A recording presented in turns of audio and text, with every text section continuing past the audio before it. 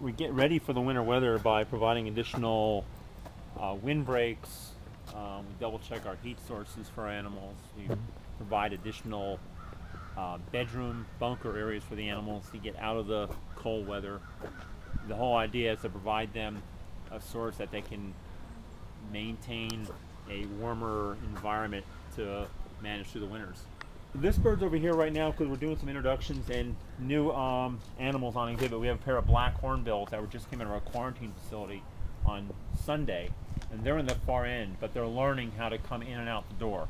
Okay. They're again, black hornbills are from Malaysia. They're extremely tropical, very temperature sensitive.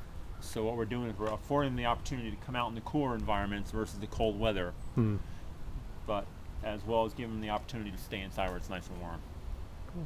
Pythons came on exhibit this morning, although as you notice it's all covered with plastic right now. Behind the plastic there's a 1-inch sheet of insulation, and behind that is the glass panels.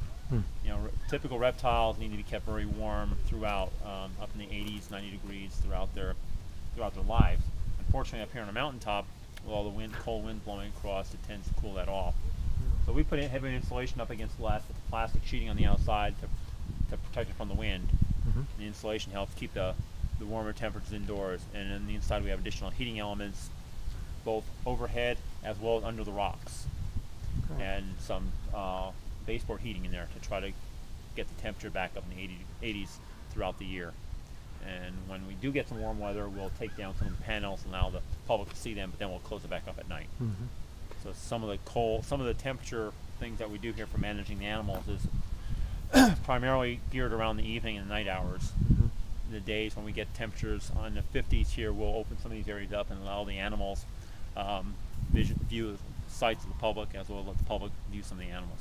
You were saying some of the Eagle Scouts that helped out with... This was an Eagle Scout project, yeah. They came in and with a design and an idea of what they wanted to see in the inside of it, and we approved the project, and they went out and fundraised for the materials.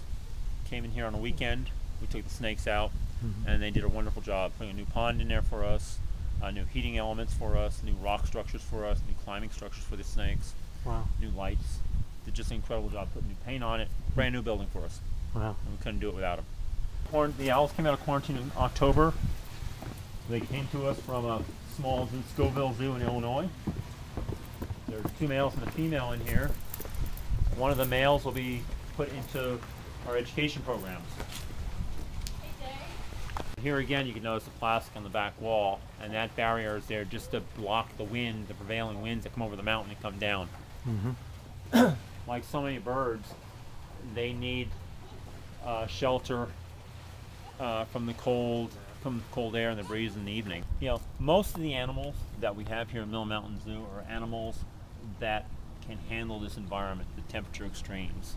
As with most zoos in North America, the animals that are picked in their collections are animals that will do well in their environments, or that they can create facilities to manage them or maintain them properly. Here we have a lot of animals that are from the higher elevations, the northern elevations, that can handle the cold extremes as well as the warmer summer months.